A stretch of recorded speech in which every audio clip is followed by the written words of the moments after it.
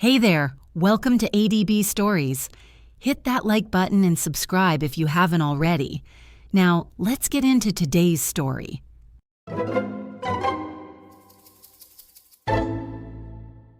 When my son told me it was time to let go of the past, I nodded like the obedient wife I had spent 4 decades being. I packed my 2 suitcases, slid a worn photo album into my purse, and walked out of the only home I'd ever known. My husband's funeral had been just 3 weeks earlier. Charles Bennett, father, founder, provider, was barely cold in the ground before our son Nathan was measuring curtains. "It's too much house for you now, Mom," he'd said, his arm casually slung around Tiffany's shoulder. "The stairs, the maintenance, it's not safe." Tiffany nodded with the gentle, patronizing smile she wore like a mask. "We just want what's best for you, Eleanor." I didn't argue. Not then, not yet. The truth is, I was still in shock. 43 years of marriage had evaporated with one sharp, silent heart attack. One moment we were eating his favorite roast chicken. The next, he was gone. His head slumped forward like he'd simply fallen asleep mid-sentence. I didn't even scream. I just sat there, fork suspended in the air, waiting for him to finish what he was saying. What followed were the rituals of loss. The funeral, the casseroles from neighbors I hadn't spoken to in years, the hollow eulogies from men in stiff suits who'd never truly known my husband. Nathan, our only child, took charge of everything, and I let him.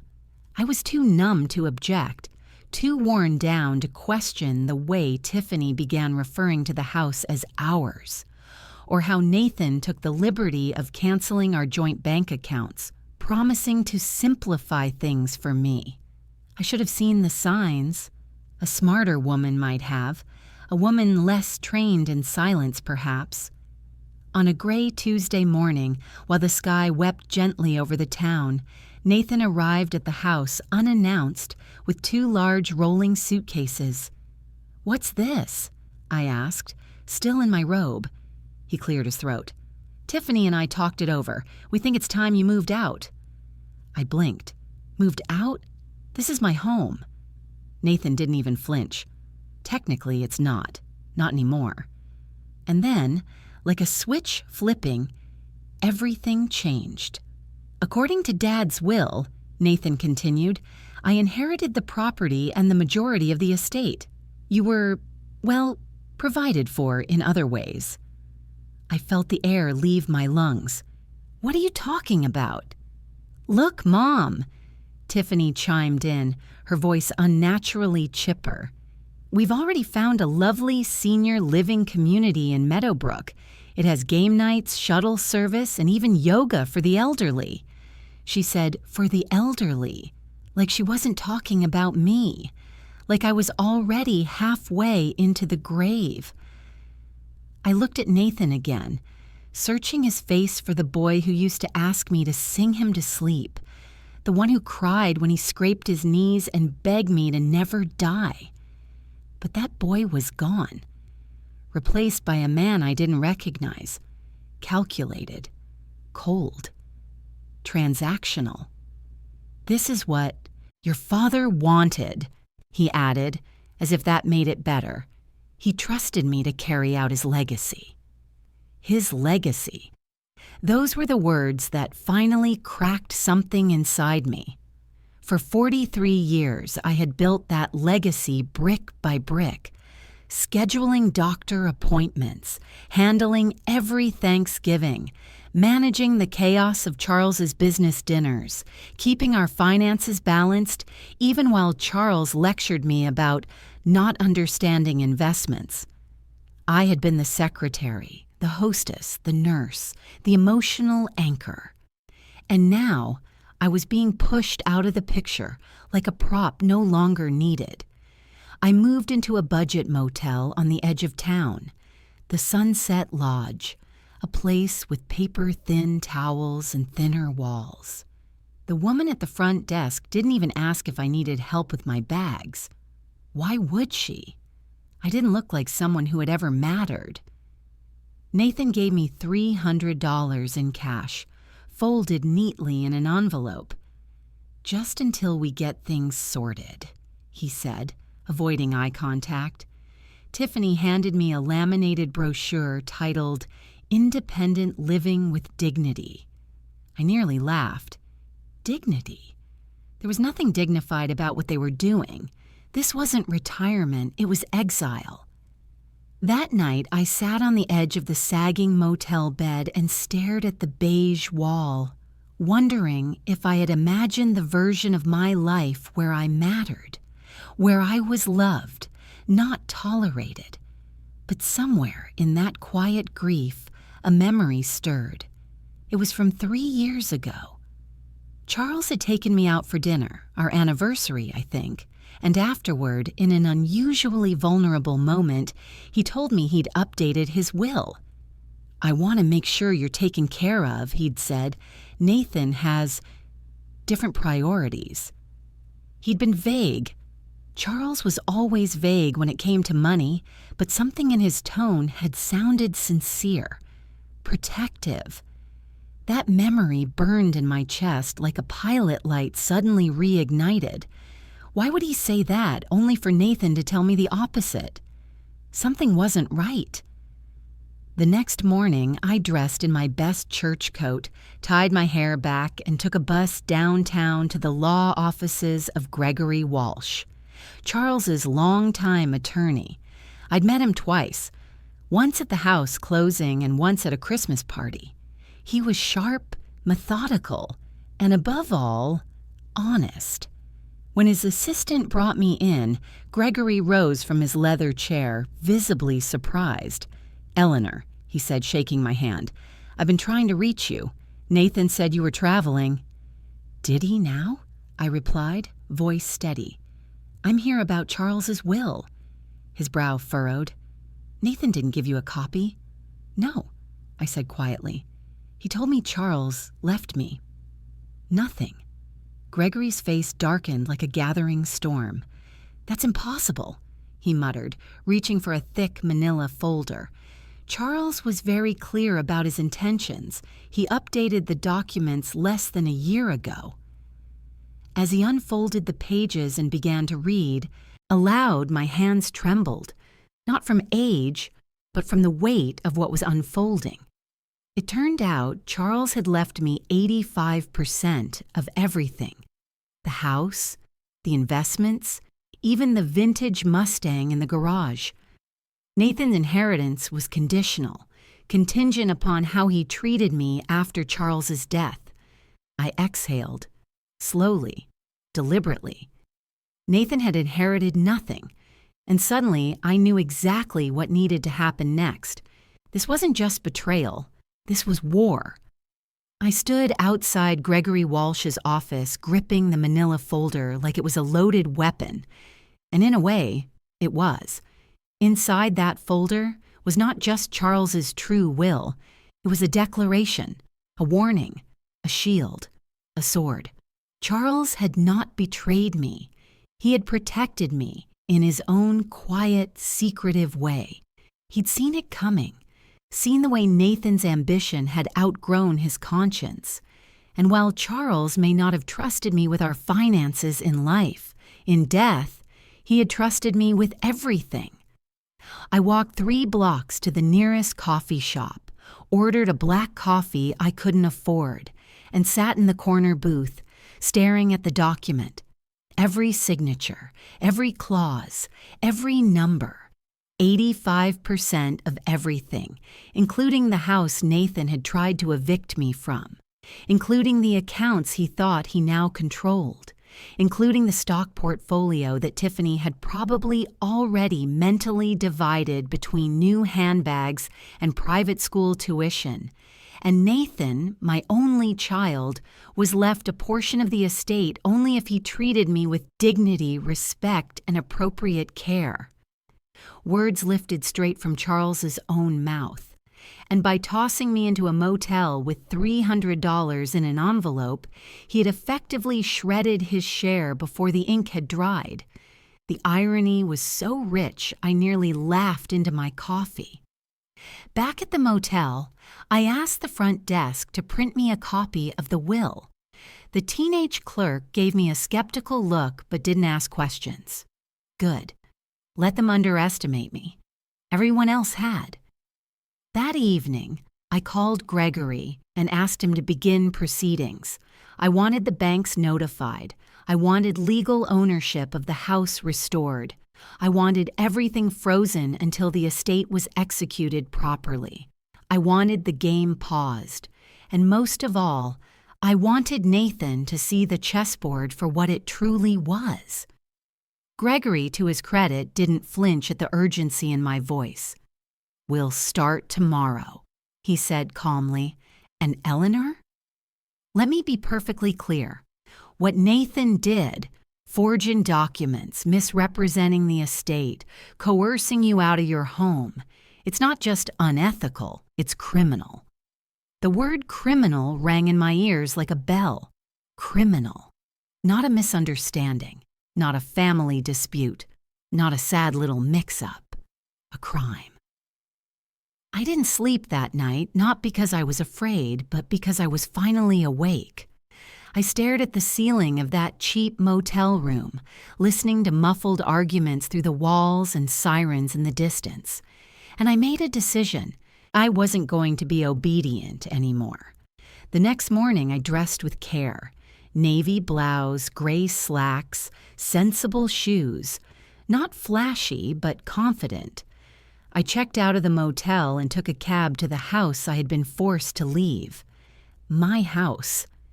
It looked the same from the outside. But as I stepped onto the porch, I noticed small changes. A new welcome mat, a wreath on the door that wasn't mine. My hands trembled not with fear, but with fury. I rang the doorbell. Tiffany answered wearing silk pajamas and a mud mask. She blinked at me as though I were a stranger. "Eleanor, what are you doing here?" I held up the document. "I think you know." Her expression flickered. "Look, I don't know what Nathan told you, but—" "Nathan told me lies," I interrupted. "What Charles told me, in writing, notarized, and signed, was the truth." I stepped past her and into the foyer. She didn't stop me. The house smelled different. Perfume, maybe. Or entitlement. Nathan appeared at the top of the stairs, phone in hand. "Mom?" I held up the will again like a court summons. "This is your father's real will. The one Gregory has on file. The one I was meant to receive. The one you and your wife tried to bury." His jaw clenched. "That's not. You forged papers. You removed me from my home. You misrepresented the estate to everyone. And in doing so, Nathan, you voided every dollar you were supposed to inherit." Tiffany moved to his side. "Maybe we can come to an arrangement." I turned to her, my voice cold and calm. "You arranged enough, Tiffany. From here on out, everything gets handled by lawyers." Nathan took a step down the stairs, his face darkening. "You're really going to ruin your own son over some paperwork?" "I didn't ruin anything," I said. "You did. All I did was wake up." Then I turned and walked out the door, not looking back. Back at Gregory's office, everything moved quickly. The bank accounts were frozen. A forensic accountant was assigned. Nathan and Tiffany's access to any estate funds was revoked pending legal investigation. Utility bills under their names were suspended. The locks on the house would be changed within the week. As Gregory called each department, each agency, each financial institution, I sat quietly and watched the dominoes fall. By sunset, Nathan had left me a voicemail. "Mom, this is crazy. You're overreacting. We were just trying to help you transition. You're not thinking clearly." I didn't respond. An hour later, Tiffany called. Eleanor, please, can we just meet? Face to face? There's no reason to blow everything up like this. We're family. I turned off my phone. This wasn't just about inheritance anymore. It was about identity, about respect, about power. For 43 years, I had been the steady hand behind the curtain, the cook, the caretaker, the woman who made it all look easy while Charles and Nathan reaped the applause. Now I was the one holding the pen, writing the next chapter, flipping the script, and they were about to learn what happens when the quiet ones stop playing nice. I always imagined justice would feel quiet, a gavel falling, a document signed, a sigh of relief.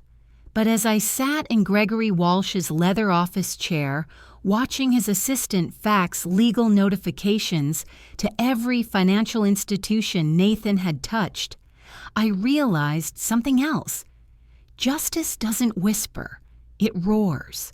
By the end of the week, every account tied to Charles's estate was under scrutiny. Gregory had filed for an emergency injunction preventing Nathan or Tiffany from accessing a single dollar. Utility services tied to their names were flagged. A temporary restraining order was placed on the house, barring them from making any legal changes to the property. Nathan called again. I didn't answer. He texted, "This isn't how Dad would have wanted things." And then, without a shred of irony, "You're being manipulative." Manipulative. The word sat on my tongue like spoiled wine. For decades, I'd been passive, controlled. Now, for the first time, I was being accused of manipulation because I refused to be abused. Let them call it whatever they want. I called Detective Mason Rowe, a man recommended by Gregory, and filed a formal report for estate fraud and elder abuse. 2 hours later, I sat in a conference room across from him, sliding the forged documents across the table. "I'm impressed," Rowe said, flipping through the signatures. "This isn't amateur work." "It was Tiffany's idea," I said plainly. "She's always been thorough when it comes to appearances." He nodded. "We'll launch an investigation. In the meantime, I suggest you keep documentation of every communication from them. And don't engage. If they know you're working with law enforcement, they might panic." "I hope they do," I said. "I want them scared." That night, I returned to the house, not to stay, but to observe. I parked a block away and walked slowly, quietly, like a woman visiting her own ghost. The curtains were open. Through the window, I saw Tiffany pacing in the living room on her phone. Nathan sat slumped on the couch, his posture collapsed, his face pale and angry. The lights flickered. Power cut. Gregory had followed through on having utilities suspended pending ownership verification. The house, without its legal footing, was unraveling in real time. I didn't smile. Not yet, but I slept easier that night. By Monday, Operation Justice, as Gregory jokingly called it, had turned into a legal firestorm. The forged will Nathan had submitted was now in the hands of Detective Rowe's forensic team. The bank accounts were locked down pending verification of access rights. And then came the real blow. Gregory called me at 10:13 a.m. with urgency in his voice. "Eleanor, there's something else." My stomach tightened. "What?" "We've found financial irregularities in Charles's consulting firm. Very large ones." "What kind of irregularities?" "There's a pattern of payments to shell companies, fake consulting invoices, and international wire transfers that appear structured to avoid detection. I think we need to bring in a financial investigator." I felt the floor tilt beneath me. "Are you saying Charles was—" "I don't want to speculate," Gregory said carefully, "but we need to consider the possibility that Charles's business wasn't entirely legitimate. And if the money he left you was tied to illegal activity, it could be vulnerable to seizure. Suddenly, the revenge I'd been savoring turned bitter in my mouth. Was I living in a house bought with criminal money? Was the inheritance I'd reclaimed so righteously, so fiercely tainted? That afternoon, I met with Carol Chen, a private forensic accountant with a reputation for exposing corporate corruption. She was younger than I expected, late 30s, sharp eyes, no nonsense. She set up in Charles's study, now my study, and within hours had mapped out nearly a decade's worth of suspicious transactions. "Mrs. Bennett," she said, tapping her tablet, "your husband was either working with some very powerful people or against them." What does that mean? These records show millions being funneled through his firm, often to and from companies that only exist on paper. There's also evidence of insider financial activity. But what's strange is the level of organization. This isn't sloppy crime. This is orchestrated, professional.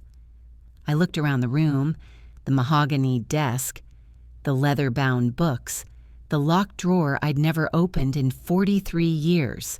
Was I mourning a man I didn't even know? Later that night, Tiffany left me a voicemail. "Eleanor, we know what you're doing. We know you're trying to destroy us.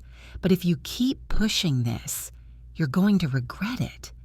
You don't know what you're playing with." It wasn't a warning.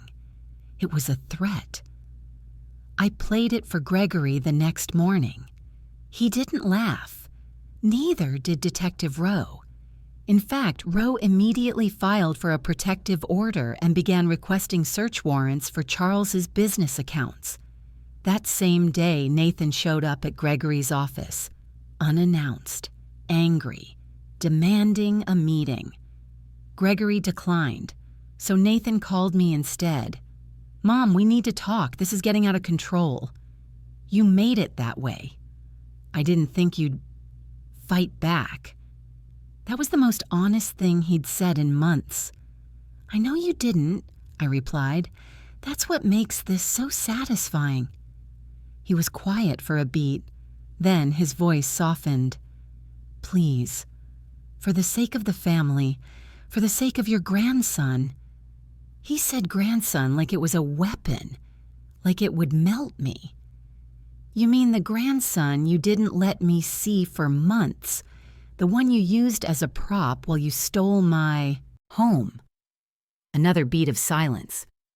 "I'll see you in court, Nathan." I hung up and looked around my study. The room that had once been a shrine to Charles's ambition was slowly transforming. The files were being boxed, the paintings replaced, the old trophies stored away. This wasn't just justice, it was reclamation.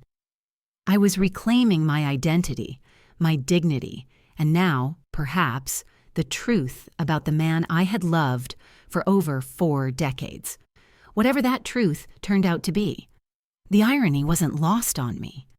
I had spent the past 2 weeks clawing my way back from betrayal, only to find myself facing the possibility that the man I'd spent my entire adult life with, Charles Bennett, my husband of 43 years, had betrayed me first. Carol Chen's investigation moved swiftly. By the end of that week, she had filled an entire binder with printouts, transaction logs, shell company breakdowns, and internal memos from Charles's consulting firm. "This isn't just shady," she told me quietly. "It's criminal, high-level, well-structured, and deeply intentional." I sat in his study, staring at a ledger that looked more like evidence than a balance sheet. Charles had always prided himself on being organized, but this was more than methodical. This was the kind of structure you used when you were laundering money on behalf of people who'd kill you if you got sloppy. "Are you saying my husband was a criminal?" Carol didn't blink. "I'm saying he was a brilliant one. There were payments to dummy corporations in the Caribbean, consulting invoices for clients that didn't exist, and seven-figure transfers spaced out across dozens of accounts. And all of it meticulously documented, almost like he wanted it to be found. One company name caught my eye, Torino Holdings. I frowned. That doesn't sound familiar. Carol stiffened. It should. She pulled out her laptop and typed quickly, then turned the screen toward me. A news article flashed up. FBI targets alleged fronts for Torino crime family in multi-state sweep. There, buried halfway down the article, was a name I'd never wanted to see connected to my family. Bennett Strategic Consultants. I felt my hands go cold. My husband's firm, my husband's name. Carol closed the laptop and sat down across from me. The Torino family has been laundering money through legitimate businesses for decades. Your husband's consulting firm was one of their top channels. He was their bridge to respectability. I struggled to breathe. That's not possible. Charles was arrogant, yes, secretive, but he wouldn't. I believe he did it for the money, she interrupted gently, but also for protection. Once you're in with people like this, you don't get to walk away clean. I stared down at the ledger, the one he used to keep on his desk, right next to the family calendar and the anniversary reminders I thought meant something. All this time, while I was hosting dinner parties and buying his favorite wine and making sure his socks were folded the way he liked, Charles had been helping criminals wash blood money. It was like mourning him all over again. But this time, I wasn't mourning the man I lost. I was mourning the man I thought I'd married. Later that night, I sat on the edge of the bed, the house eerily silent, and listened to a voicemail Nathan had left hours earlier. His voice was sharp, frantic. "You need to stop. Do you even realize what you've uncovered? These people Charles worked with, they're not just shady investors. You're putting us all in danger." United States, not you, United States. He knew. He had known for a while, but instead of protecting me, he had tried to bury it. Just like Tiffany, just like Charles. The next morning, I met with Gregory and Carol again. I wanted options, legal protection, immunity if it came to that. "You might not be criminally liable," Gregory said, "but the estate could be. If this money was obtained illegally, the government could seize everything, the house, the accounts, all of it." I felt the rug being pulled out from under me again. I had just reclaimed my life, and now it was being threatened by ghosts. "What if I go to the FBI myself?" I asked. Carol glanced at Gregory. "That could work. If you cooperate voluntarily, offer them everything, you might be able to keep some assets, maybe even the house, but they'll want everything else. And if I don't? They'll find out eventually, and if they think you're hiding something, you'll lose everything, including your freedom." I swallowed hard. This wasn't just about inheritance anymore. This was about survival. I went home and sat in the garden Charles had built me when Nathan was 10. We'd planted roses together, built the stone path together. But now, as I looked at those petals, I couldn't remember if anything in this yard had ever truly been mine. Even the garden had been funded with money soaked in secrets. That evening, I received a visitor. A black car pulled up into the driveway. Out stepped Eleanor Hayes, Tiffany's mother. She was every inch the society matron she believed herself to be. Crisp suit, pearls, and a condescending smile that could cut glass. "Margaret," she said, as if we were old friends, "we need to talk." I almost slammed the door in her face, but curiosity got the better of me. She settled into my living room like she owned it. Her perfume lingered like judgment. Kevin and Tiffany have been in contact with a legal team. They're concerned about the direction this is heading. You mean jail? She smiled politely. Let's not be dramatic. I'm here to offer a solution. Kevin is willing to cooperate with authorities regarding certain financial matters, ones that may reflect poorly on your late husband, in exchange for a resolution that protects your assets. You mean blackmail? I mean negotiation. You keep your house. You keep a sizable portion of the estate, and Kevin walks away clean. No scandal, no courtroom. I stood, suddenly exhausted. Let me be very clear, Mrs. Hayes. Your daughter and your son-in-law forged legal documents to steal from me. Then they threatened me with my husband's sins. I leaned in, voice cold. Tell Kevin I'm not interested in deals. I'm interested in justice. As she left, she offered a final warning.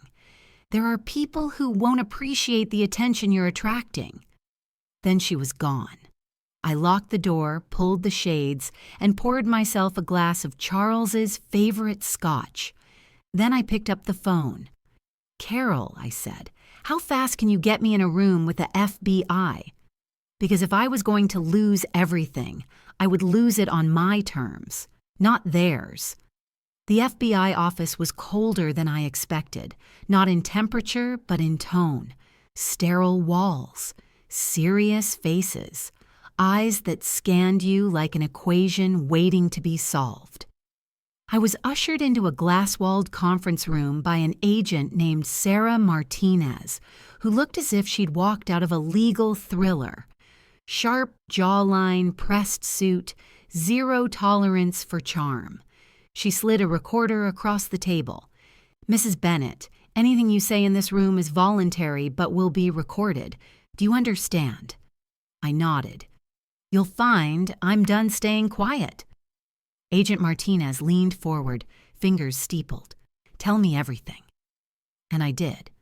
I told her about the forged documents, the fake will, Nathan's lies, Tiffany's manipulation. I gave her copies of the texts, voicemails, emails, every breadcrumb. Then I laid bare the deeper truth. The money trail Charles had left behind, the accounts Carol uncovered, the connection to the Torino crime family. When I mentioned Torino Holdings, something flickered behind her eyes. You know the name, I said. She nodded. We've been investigating them for years. If what you're telling me is true, your husband may have been more than just an accessory. He may have been a key asset. My blood ran cold. What does that mean? An asset? Mrs. Bennett, Agent Martinez said carefully, what I'm about to tell you isn't public knowledge. Charles Bennett wasn't just laundering money. He was feeding information to us. He was an informant. The words struck like a thunderclap. Charles was working for the FBI for over 12 years, under deep cover. His consulting firm was a pipeline, yes, for laundering money, but also for gathering intelligence on criminal networks. His cooperation led to multiple indictments across 3 states. I gripped the arms of the chair. Why didn't anyone tell me? Because the operation was classified. Even most regional agents didn't know, and we had no reason to contact you until your daughter and her husband started tampering with estate documents and threatening to leak what they didn't fully understand. I stared out the window at the city skyline, 100 thoughts colliding. My husband wasn't a traitor. He was a double agent, a man who had lived 2 lives, one with me, the other in shadows. And now I was the only one who could protect the legacy he'd risked everything to build. I want to help, I said. Agent Martinez didn't hesitate. Then we'll need you to wear a wire. 3 hours later, I was sitting in my living room, wearing a blouse I didn't mind them slicing open to tape the device underneath. Agent Martinez sat in her car outside, along with 2 backup agents. Nathan and Tiffany were due to arrive at 8 p.m. sharp. They thought I'd agreed to a settlement meeting. They had no idea the trap was set. When the doorbell rang, I took a breath and opened it with the calm of a woman who's buried her past and sharpened what remained into a blade. Nathan looked nervous. Tiffany looked polished. Her briefcase glinted under the porch light like a weapon. "Mom," Nathan said, forcing a smile, "you look well." "I feel clear," I replied. "Shall we sit?" We settled in the parlor where I'd already poured tea none of us would drink. Tiffany opened the briefcase. "Let's keep this professional. Our legal team has structured the terms favorably. You keep the house, $5 million in clean assets, and all investigations stop here." I tilted my head. "And in exchange?" Nathan shifted. "We don't talk about Charles, or the money trail, or the firms tied to his name. It dies with him." "And you?" Tiffany didn't blink. "We walk away clean." I laughed, not softly, not politely. "You think I'm scared of losing money? After being thrown out of my home like a stray? You think silence is worth my soul?" Tiffany narrowed her eyes. "You're being emotional." "No," I said. "I'm being strategic." Right on cue, Agent Martinez entered from the back door. Tiffany stood so fast her chair screeched across the floor. "What the hell?" "FBI," Martinez said calmly, flashing her badge. "Please remain seated." Nathan turned white. "Kevin Hayes and Tiffany Bennett, you are under arrest for conspiracy to commit wire fraud, elder abuse, document forgery, and attempted extortion of a federal witness." Nathan looked at me like I'd stabbed him. "Mom," he choked, "how could you do this?" I stood slowly, the same way you could steal from your own mother, with a clear conscience. Tiffany tried one last play. "You don't understand what you've done. There are people tied to Charles's deals who won't let this go quietly." Agent Martinez paused. "Is that a threat?" Tiffany backed off, but the message was clear. Martinez nodded to her agents. They cuffed Nathan and Tiffany in silence. The power shift in the room was seismic. As they were led outside, Nathan looked back over his shoulder. "You've destroyed this family." "No," I said quietly. "You did that the day you looked at me and saw a nuisance instead of your mother." When the door closed behind them, I finally exhaled. The next morning, Carol returned with more files from the FBI. One detail stood out like a bullet hole in clean linen. "Your husband's cooperation helped seize over $200 million in criminal assets," she said. "The Bureau has officially cleared your inheritance as earned through federal service. The money is clean. So is the house."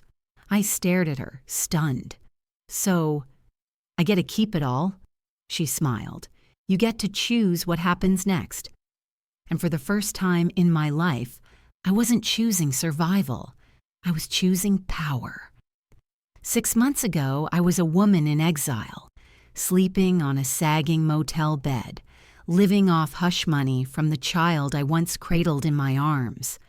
Today, I stood in my newly renovated kitchen, sunlight spilling over countertops I had chosen, in a house that now reflected my taste, my vision, my identity. And I was making coffee for 2. Across the breakfast table sat Dr. Sarah Chen, Carol's sister, and my new financial advisor. Where Carol specialized in forensic accounting, Sarah specialized in rebuilding what had been stolen: wealth, security, purpose. "Portfolio strong," she said, flipping through reports with her usual efficiency. "And the foundation has already processed 5 emergency grants this month." I smiled.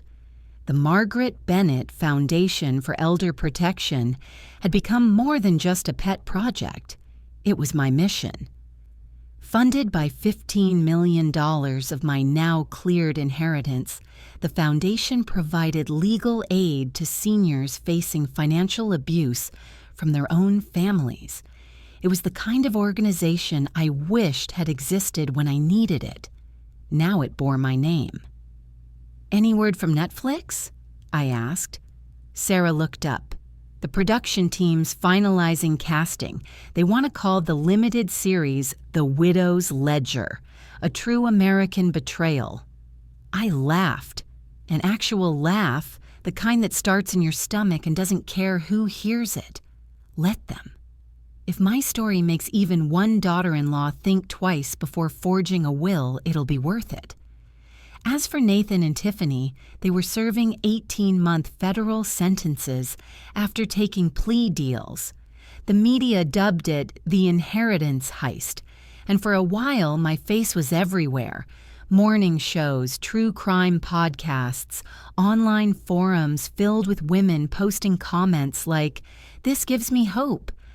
My daughter tried to steal my house, too. I thought I was crazy. "Tell Margaret she's a damn icon." I didn't feel like an icon. I felt like someone who had finally stopped apologizing for existing. Sarah looked up from her tablet. "Victoria's written again." Victoria. I still couldn't bring myself to say her name without bitterness. She'd written me 17 letters from federal prison. The first few had been indignant, full of half apologies and twisted justifications. Then came the desperation, claims of being manipulated by Tiffany, requests for second chances, memories of childhood weaponized into guilt. I'd stopped opening them after letter 9. Her lawyer says she's requesting a supervised visit with the grandchildren, Sarah added. That one made me pause. I had thought of the children often. They were innocent in all this. But so was I, and that hadn't stopped their mother from trying to bury me while I was still grieving. "My relationship with those children," I said carefully, "will begin when they are old enough to decide for themselves. Until then, I owe them protection, not confusion." Sarah nodded. "And the letters?" "I'll meet with her lawyer, not to reconcile, just to make something clear." The following week, I walked into a law office I didn't recognize, sat across from a man who looked like he'd been coached by PR firms and damage control experts, and gave him a message. "Tell your client that forgiveness is not the same as forgetting.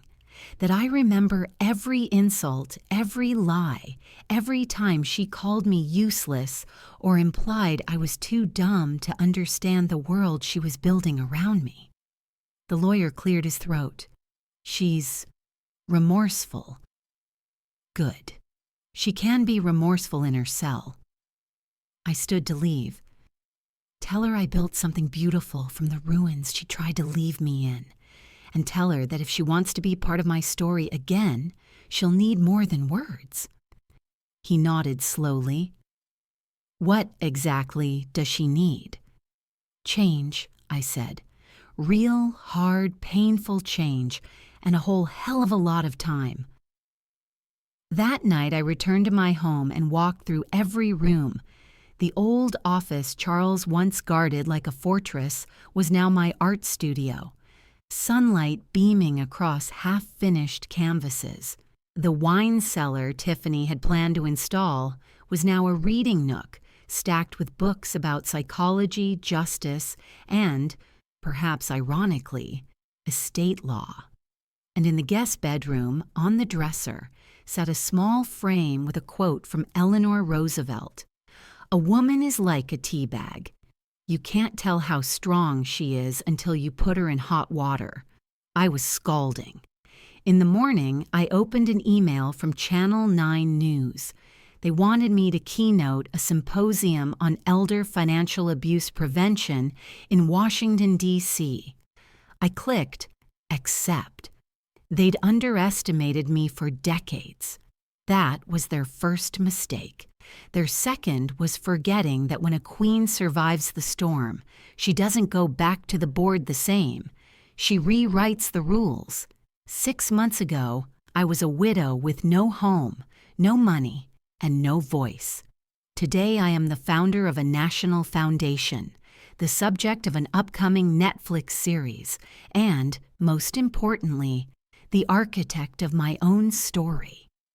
I walked through my house that morning barefoot, letting the cool wooden floors remind me of something simple and grounding. This is mine now, not borrowed, not granted out of mercy, not left to me, claimed, fought for, earned. I paused in the entryway where I'd once been told to pack my bags and find somewhere else to die. The door was still the same, but I wasn't. I stepped into the art studio, once Charles' private study, once his fortress of strategy and silence. Now it smelled of oils and turpentine. The walls bore my brushstrokes, and on the easel stood a self-portrait I'd been working on for weeks. The woman in the painting stood alone on a cliff's edge, wind tearing through her gray-streaked hair. Her back was straight. Her eyes looked forward, not back, not down, forward. That woman was me, not the me Nathan and Tiffany had dismissed, not the me Charles had underestimated, the me I had become when I finally stopped waiting for others to define my worth. The doorbell rang. I opened it to find a delivery man holding a crate stamped with Bennett Foundation, National Scholarship Program. Inside were thank you letters from the first round of students we'd funded, kids raised by grandparents, or living in shelters, or working part-time jobs while still finishing high school. One note stood out, written in loopy handwriting. Dear Mrs. Bennett, thank you for believing in people like me. My own mother left when I was 5. I've never had anyone fight for me before. Now I want to become a lawyer to help kids like me. You made me believe I'm not invisible. I read that letter 3 times because for so long I had felt invisible, used, overlooked, dismissed as just the wife, just the mother, just the widow. But now there were people, strangers, who saw me as something else entirely, a survivor, a leader, a reckoning. I sat on the front porch later that afternoon with Sarah Chen, who was going over our next round of grants. Victoria's lawyer reached out again, she said, almost casually. I said nothing. She wants a meeting. No conditions this time, just to talk. I sipped my tea. Does she understand that an apology is a beginning, not an eraser? She says she's changed. They always say that when they lose, I said, but my voice was softer than before. Let's see how she acts once she's free and has nothing left to gain from me. Sarah nodded. And if the grandkids ever ask questions one day, I'll tell them the truth, I replied, that their mother made choices, that I made choices, and that it's okay to love someone and still hold them accountable. I looked out over the garden, the one Charles and I had built decades ago, long before the lies, before the secrets. The roses were blooming again, but they weren't his anymore. They were mine. That night, I recorded a message for the Bennett Foundation's website, a short video. Just me in my studio, seated in front of the portrait. I looked directly into the camera. If you're watching this, maybe you felt what I felt, silenced, discarded, like you were nothing more than a stepping stone in someone else's empire. I paused, letting the silence carry weight. But here's what I learned. Power doesn't come from being loud. It comes from surviving, from remembering who you are when the world tries to forget, from drawing a line, even when your voice shakes. Another pause. They told me I was too old to fight back, too weak, too dependent, but they forgot something important. I leaned forward. I had nothing left to lose.